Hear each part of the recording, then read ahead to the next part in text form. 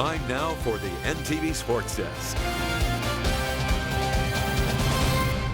The Overton Eagles are coming off a third-place finish last season after playing in the C2 bracket. This year, they dropped to D1.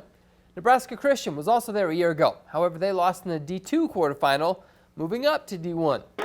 Meeting in the middle, so to say, as the 4-5 match of the bracket's Elite Eight. Overton had a lead late, only for Nebraska Christian to remember the old rally caps. Reagan Flynn fires it to the far corner from the back row, NC up 24-23. Overton responds when Jolie Ryan drills one into the hardwood to knot it up. She had a match best 13 down. Nebraska Christian earns the final point. Flynn's tip pinballs off of multiple Eagles. Kenzie Shield gets it over, but it's out. 26-24. Nebraska Christian takes set number one. Set two was another barn burner down the stretch until a big double block puts the match 2-0 in favor of Nebraska Christian. And they run away with it in the third set. Who else but Flynn gets the final kill? She had 10 in the match. The Eagles sweep the Eagles, moving on to the D1 semifinal, where they face the winner of this. Number 8 BDS looking to pull off a big upset against top-seeded HOWELLS-DODGE. The Eagles held the early advantage. A great dig from Haley Slavo turns into a cross-court swing from Jesselyn Hudson. She had a team best 9 kills. Jaguars have some powerful hitters as well. Grace Baumer launches a rocket. HOWELLS-DODGE wins set 25-19. Grace had 20 down. HD then dominated the second. Beautiful back set turns into another Baumer kill, painting the corner. Jags go up 2-0. BDS still fighting. Deep tip from Hudson builds a lead for the Eags as they're hoping the slipper may still fit. Taylor Slava, well, she's going to add to it with a spike in the middle. Taylor gets 8 in the box score. BDS led the majority of set 3, but an ace on match point completes the sweep for HOWELLS-DODGE, taking the final frame 26-24. Cambridge looking for their first state win in over a decade as they get paired up with Archbishop Bergan. The Knights went on quite the run to start the match. Caitlin Malarnik down the middle as it was 8-1 Bergan. Malarnik tabulated 11. The Trojans trying to close the gap. Autumn Detterding angles it towards the edge. No one there. Point Cambridge. Knights hold on to their strong lead. Paige Frickenstein hits off the block and down. Bergan wins set 1, 25-14.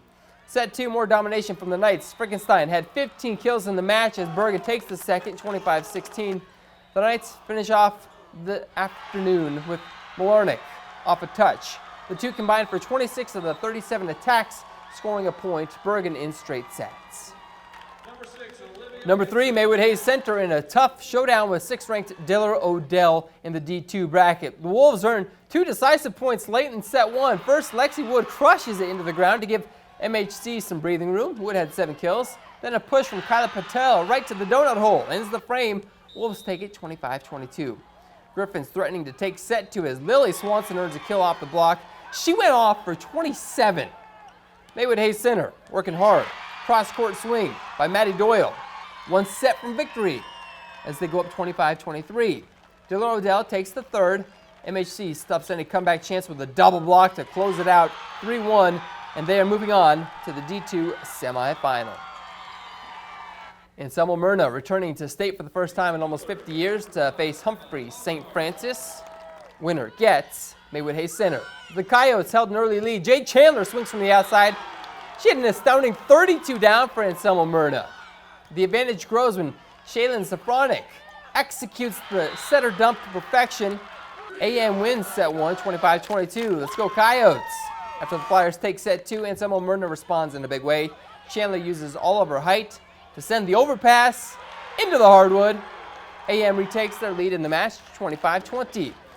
Here come the Flyers, forcing a 5th set, and this block from Kaylee Strickland ends the 5-set thriller, 15-9. A true heartbreaker for the Coyotes. Stewart back at the state tournament after a 6-year hiatus, taking on Why Not. The Broncos got out to a hot start. Lexi Schroeder fires a kill past the block as Stewart led 11-4 early. She had a team best 13. Schroeder then part of a big double block, closing the set in their favor, 25-16. 4 blocks from Stewart. Why Not controlled set 2. Carly Himes, the big swing. Blue Devils even it up with an identical score of 25-16 in the second. Stewart getting good work from Cadence Kramer. Her hit bounces off the block and out of bounds. Broncos back on top, 25-20 through 3. This match would head into the fifth, where Hymas, so big, slams it to the ground with authority. A match best 17 shots finding the floor. Why not? Takes the fifth, 15-9. Falls City Sacred Heart led 2-0 when Exeter-Milligan was looking to extend the contest. The Timberwolves get a big block. They're 1 point away from taking set number 3. The Knights went to the rarely utilized Taylor Frederick. Drop shot over the block is now Falls City Sacred Heart holds the 1 point advantage. The Irish, Cameron Jansky comes in clutch yet again, this time with a tip into the block to tie the set. Oh boy, only for Harrison Bonner-Schmidt and the ace to seal the deal for Falls City Sacred Heart. They get the third set, 29-27. Superior has made it a habit over the last 5 years of playing state volleyball. When you have the Myers attending school, it's a pretty good bet. They can help you get to Lincoln. Amherst, on the other hand, has qualified 4 times in school history and yet to win a match. The number 5 Broncos looking for their first victory as they take on the Wildcats. Although the Broncos led most of set 1, Amherst nabs the final point. Superior nabs the final point off a Shayla Meyer kill, 25-21. Now it's Amherst's turn. They bounce back with a nifty tip from Catherine Prickett out of reach of Superior's libero. Broncos take set 2, 25-21. Back and forth we go. Kaylin Berry splits the uprights to end set 3 in favor of Superior, 25-16.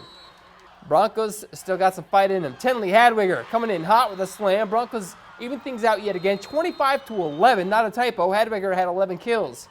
Superior gets the last laugh. Meyer, just a big swing off the block as the Wildcats take the 5-set thriller, 15-9. Superior moving on to the semifinal.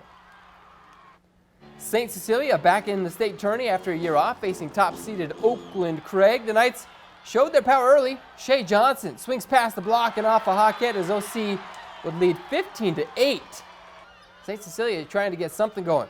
Addie Kierkegaard, the big southpaw, throttles a kill across the court to close the gap. Look out! Hawkette best 7 for her. Too late. Johnson aims for the same corner and no Hawkette can get a hand on it. The Knights take set 1, 25-16. Oakland Craig kept cruising in the second. Bailey Helzer tallies a match-leading 14. This one down the line as the Knights win set 2, 25-17, and they earn their first ever win at state, taking this one in straight sets. 3-0, not 1-0. My apologies, that's a typo.